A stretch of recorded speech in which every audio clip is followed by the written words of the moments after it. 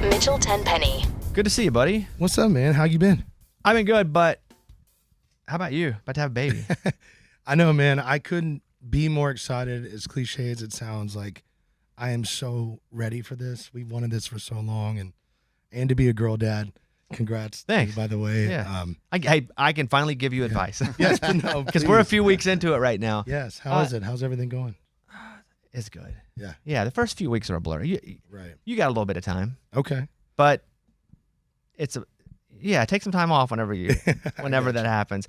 So we have the clip here of you being told. Now, you guys were praying before dinner, is that right? Yeah, breakfast that morning. We had woke up. Oh, breakfast. Okay, got it. Yeah. We always say a prayer before we eat, and You didn't know this was prayer, coming. like that didn't throw you off. You're like, what?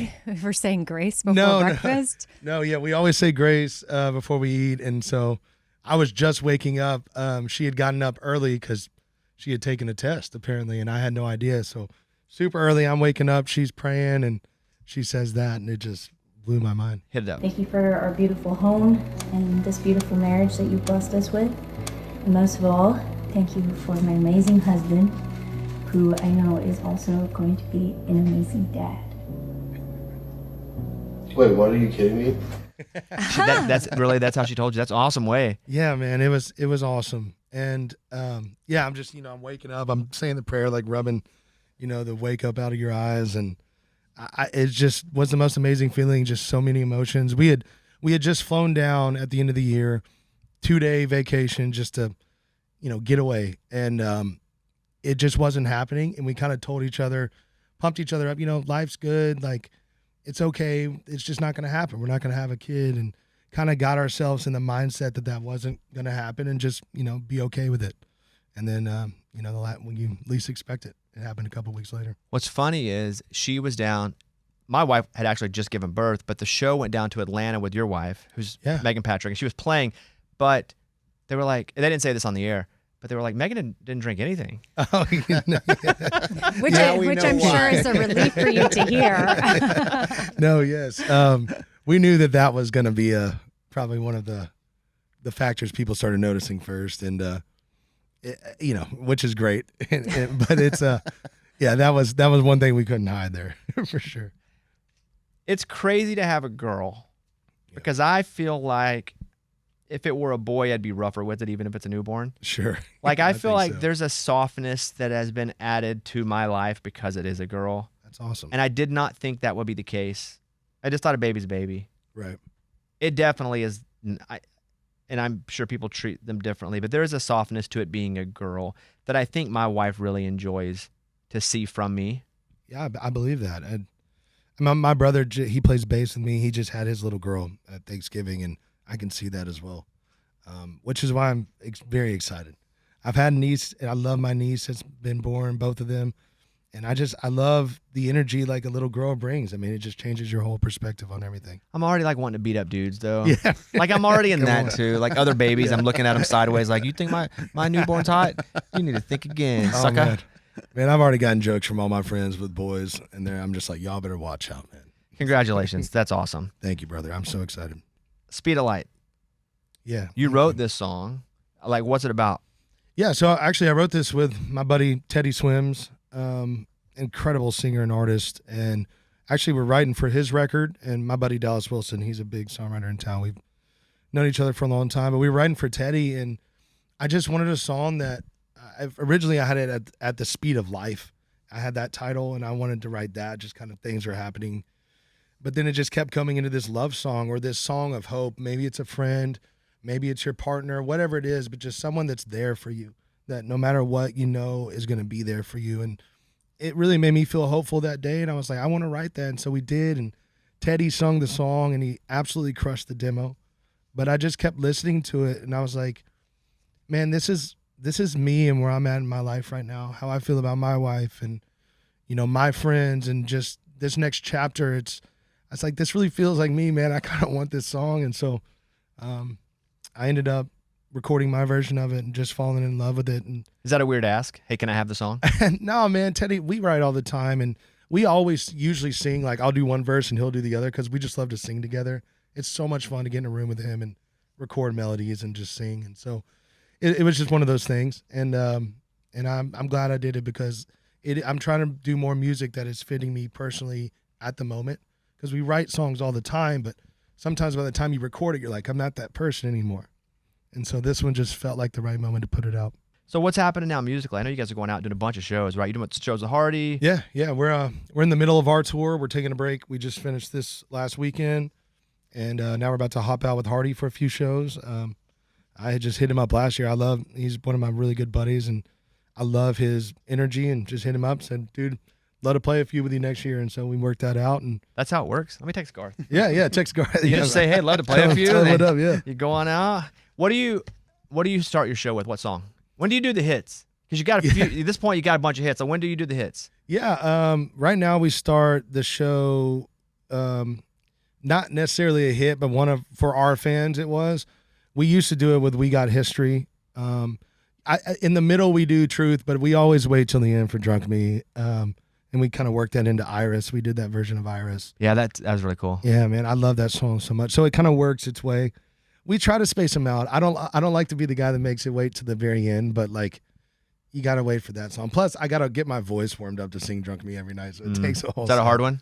It's up there, man. It's up there. And so, yeah, I just kind of work my way up to that point. You ever see the video of, speaking of Iris, Johnny Resnick singing Iris in the rain at a concert? It's embedded in my brain. That's what made me want to do this. It's one of the greatest live concert clips I have ever seen, period. Yeah. I saw it on MTV when I was little, and changed everything. Like, he's soaked. Yeah. And not only is he soaked, but it is still pouring, yeah. and he has his electric guitar on, and he's singing this song that we all loved as kids. Like, if it comes to like iconic things I think of live music that I've seen, Garth swinging on the rope. Yeah. Hits it. That was Central awesome. Park, Garth in Central Park, Yeah, awesome. That was amazing. This Johnny Resnick, him playing live. I also think of Freddie Mercury at Farm Aid in all white. Live Aid, yeah. Singing, before he died. Yeah. That to me isn't like an iconic live concert moment. What comes to mind for you if I say that? I was gonna say that one for sure, and it's funny you said Garth, because I remember my parents, like we did like a Super Bowl style party for that show and watched it on TV. Like it was such a big moment, and there were 1 million people at that. It's crazy. And I remember seeing the sky view of it and just being like, I've never seen that many people when I was younger. But I think you just nailed some of the classic ones for me, the iconic ones. You write and you hear so much music. Do you ever just get bored? Sometimes I get bored of writing the same stuff, man. You just got to change up the rooms. I think the biggest thing for inspiration is a break. Me too. I don't think that the write every single day thing anymore is good for anybody. I don't think it's good for music. I don't think it's good for the town.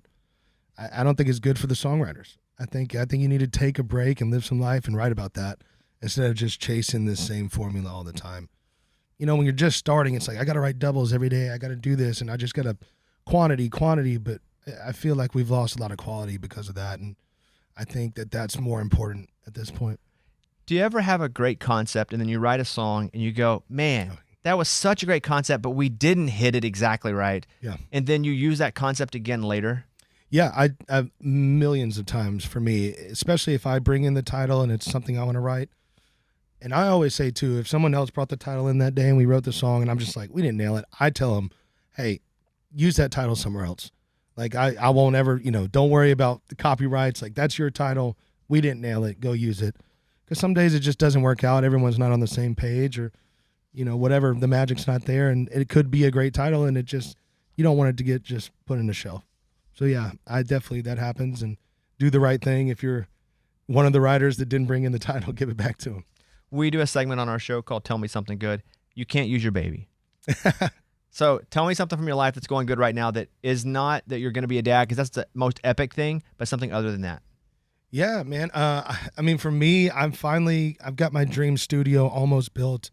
I've wanted this my whole life. Was it close to your house? Yeah, it's behind my house. We built like a awesome. barn dough. We live in the woods. We got away. We got like a fishing pond. We got air. It just feels peaceful to come home to, and I cannot wait to have that. I've wanted it my whole life, to get in there and create, to have friends come out there and just, like I said, get out of that box, that 11 o'clock to 2 o'clock box, and just sit down, enjoy it, write a song, see what happens. I've been wanting that for a long time, and it's right around the corner. Looking like May, we'll be finished with it. So, which means July, but still, that's cool. Yeah, because anytime anything is 100%. built, it never hits. No, you're definitely right. But that's super cool. Yeah, you still man. get tattoos? It's been a minute. I'm not like off of them. I just haven't. They're always random. Someone's backstage with them, or we're walking the streets and there's a tattoo shop. You're just walking the streets. You'll hop into a place. Yeah, I've done them many of times. Yeah. You see the story about Brock Lesnar? Because he has that. He said he he was has the sword. hammered, yeah. He said he was so drunk when he got the tattoo. Like he was hammered. But it's and an he got that iconic sword. tattoo I on know. his chest. You gotta have But it. do you wonder if it's random though? Like if your artist is gonna be legit? Like if you're just like, let's pop in here. What if it's their first day? Usually they're like little stamp style things if I'm doing that. Okay, like nothing The bigger major. pieces I've done, I've gone in and had somebody I wanted done. But yeah, it's usually like, yeah, why not? Let's do it. Like I've got them on my legs and stuff from like Corey Kent was like, let's get a pirate. And I'm like, let's do it. And so I got a pirate on my leg. I like Corey Kent a lot. I love him, yeah. And we're talking about him on the show, and I have family friends that are friends with him too, because all my family's from Oklahoma. What's up with that dude? Tell me something about that dude that we don't know about Corey Kent. Well, he's an awesome father and husband. If you don't know, you should. He's just a great guy. Works his butt off. Doing that with the kids that age. When we met on tour, and he was opening up. We were opening for Aldine, and we just became good buddies, man. Just talking about life. He's just a good guy, a good person you want to surround yourself with. Great morals, values, and also super talented, man. Yeah, he's Super real good, talented. right? Yeah. Like he's one of those artists too that they have stories of them grinding. Right. Like I built up a local, I went regional, and like when he tells you war stories, you respect it. Yeah, that's exactly what he is. And like I said, the most important, father and husband, I think he's just a great guy all around, man.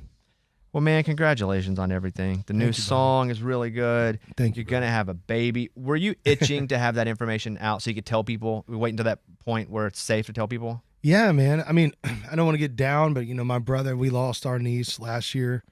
We got her for a few months, and that was just really weighing on me. I didn't want to say anything too early. I didn't want to do that stuff. And we had, a lot of prayer and a lot of family. It brought us closer, but I just didn't want that nightmare again. And so now feeling like, I will never say in the clear, that's whatever plan is the plan, but feel a lot better. And I just feel relieved to be able to get it out because awesome. I hate hiding anything. And like my wife, we were just so excited and overjoyed. We wanted to tell people. What a great video too. Oh, like man. it just is. I know. You guys in Thank your you. so natural element, seeing a very natural moment.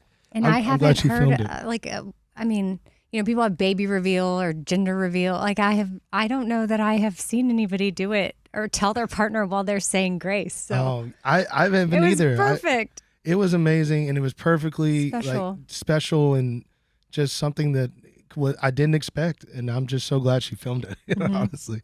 The Speed of Light tour, also out with Hardy. You guys go to Mitchell's. I mean, you go to his Instagram, but I just want to say it because it's Mitchell, the number 10 penny.com. If you go to the website, or you can just go search Mitchell socials. Congratulations on everything. Thank you. And Mitchell's a great singer, by the way. Thank you, this is not studio tricks. I'm telling you, this dude can go. So Mitchell Tenpenny, there he is. You guys stream Speed of Light a million times because now, hey, babies aren't cheap. I tell you from experience. He needs the money. Babies are not cheap. There he is, Mitchell Tenpenny, everybody. Good job. Thank you guys so much. It's a Bobby Bones show.